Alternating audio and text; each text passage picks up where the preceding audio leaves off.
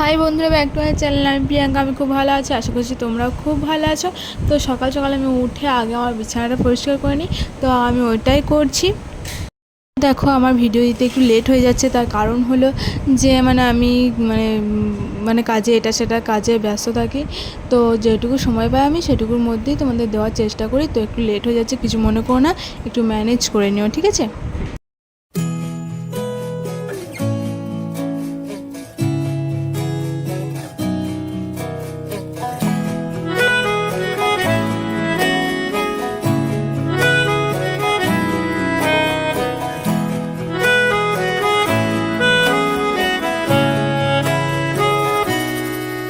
তাকে অল্প কাছে ডাকছি আর আগলে আগলে রাখছি, তবু অল্পেই হারাচ্ছে আবার।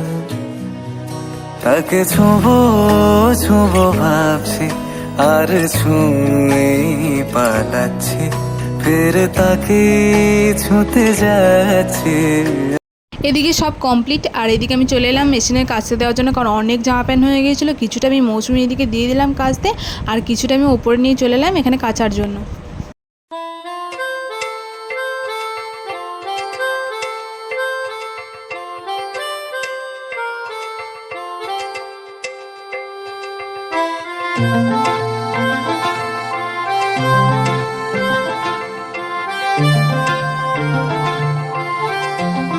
পাগল হয়ে আছি তোরই কারণ, সাথে করে এনেছি নেই মন তোর হাসির ছল। এদিকে আমার সব হয়ে গেল, তারপর আমি নিচে চলে এলাম। নিচে এসে দেখলাম বড়দা আর মা উঠোনটা ভালো করে ধুচ্ছিল, কারণ প্রচুর নোংরা হয়ে গিয়েছিলো ওই জন্য। আর এদিকে দেখো, ওখানে বোতল টোতল অনেক কিছু নামানো ছিল, তার কারণ বিশ্বকর্মা পুজোর সময় এত কোল্ড ড্রিঙ্কস আনা হয়েছিল আমাদের বাড়িতে, তো ওই বোতলগুলো পরিষ্কার করা হয়নি, ওই জন্য পরিষ্কার করছিল। এদিকে আমি রান্নাঘরে চলে এলাম, রান্না করছিলাম আমি আর বৌদি। তো বৌদি এদিকে ভাতটা চাপিয়ে দিচ্ছিলো, আর আমি এদিকে তরকারি এগুলো করছিলাম। তো এই করতে করতে রান্নাগুলো হয়ে গেল।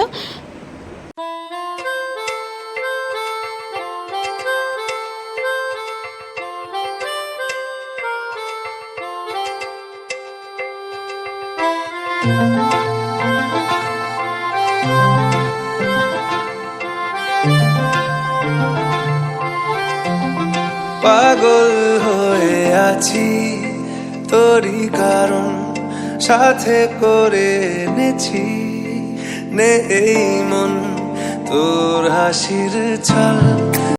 আর এদিকে দেখো, তাথই এসেছিলো, তো তাথইকে আমি একটু আদর করছিলাম। আর এদিকে মৌসুমি দিদিও চলে এসেছিলো, তো আমি ওকে নামিয়ে দিয়ে মৌসুমি দিদি চাটা গরম করে নিলাম। তারপর নিচে নামিয়ে আমি আবার চলে এসেছি, ও রান্নাঘরে চলে এসেছে, বৌদি আবার কোলে নিল ওকে। তো এদিকে আমি চলে গেলাম বাইরে মৌসুমি দিকে।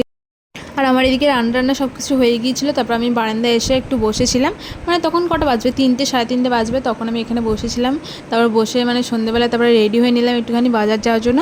আর বাজারে চলেও এলাম, ওরা বলছিল একটু জামা প্যান্ট কিনবে, ওই জন্য। তো বাবার জন্য আমি একটু গেঞ্জি টেঞ্জি এসব দেখছিলো, মাও দেখছিলো, আমিও দেখছিলাম।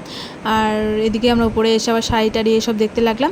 তো এইগুলোই কেনাকাটা করছিলাম। আর বাজারে এত ভিড় না, প্রচুর ভিড়। আর এদিকে বাজারে যা হোক ঠেলা ঠেলে কেনা যায়, জামা প্যান্ট দেখা যায় এভাবে, কিন্তু যখন টাকাটা বিল মেটাতে যায় তখন মোটামুটি আধ ঘন্টা দাঁড়িয়ে থাকতে হয়, এত ভিড়, এত পরিমাণ ভিড়।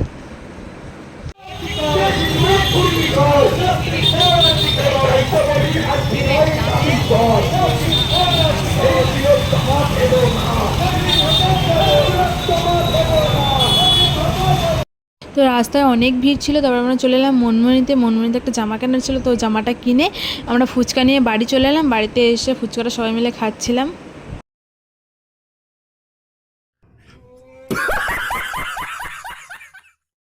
তো এদিকে দেখো, বাবা দীপ সবাই বাড়ি চলে এসেছে। বাবা আমাকে এদিকে কিছু বলছিল, জানি না কি বলছিল, ভুলে গেছি। তো এদিকে আমি মশলা বাতি ভরার জন্য এগুলো নিয়ে এসেছিলাম, তো দেখাচ্ছিলাম, খুব সুন্দর, আমার খুব পছন্দ হয়েছে। তারপর এদিকে বাবা মাংস নিয়ে এসেছিলো, মাংসটা রান্না হচ্ছিলো। আর ওইদিকে ভাতটা হচ্ছিলো, ভাত আর মাংস, রাত্রে ভাত আর মাংস হবে আর কি, ওটাই হচ্ছিলো। আর ওইদিকে বাবা আমাকে কী বলছিল, জানি না, সত্যি ভুলে গেছি।